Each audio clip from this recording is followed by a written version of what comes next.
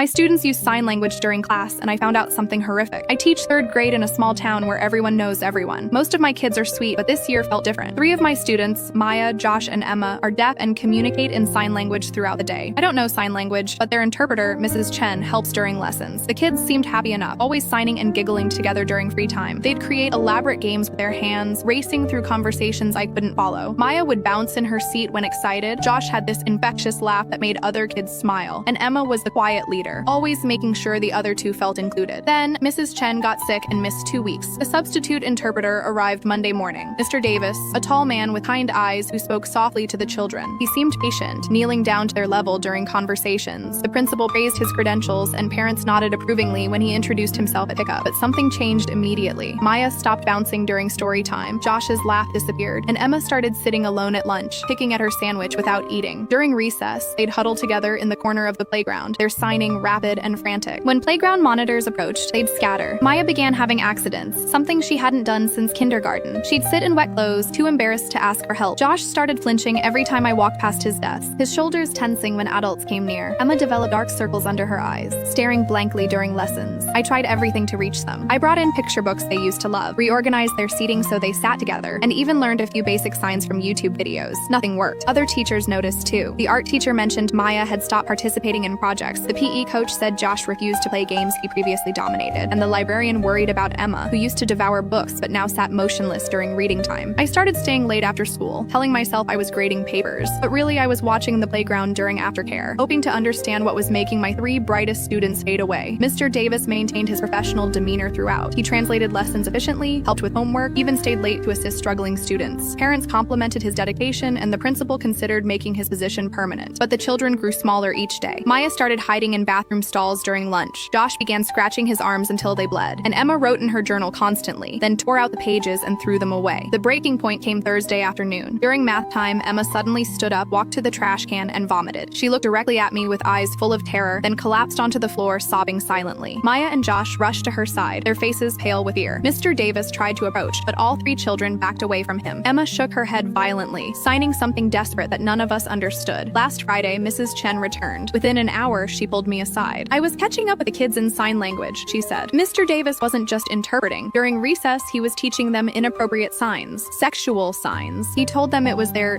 secret language and they'd get in trouble if they told anyone. I felt sick. How long? 2 weeks. Every day. Maya thought she was in trouble for learning them. Emma tried to tell her parents that they don't know sign language. Josh was terrified he'd be removed from school. We called the principal and police immediately. Mr. Davis was arrested that afternoon. The children are getting counseling now. Maya's laugh is returning. Josh doesn't flinch anymore. And Emma has started reading again. I'm learning sign language. They deserve a teacher who can truly hear them.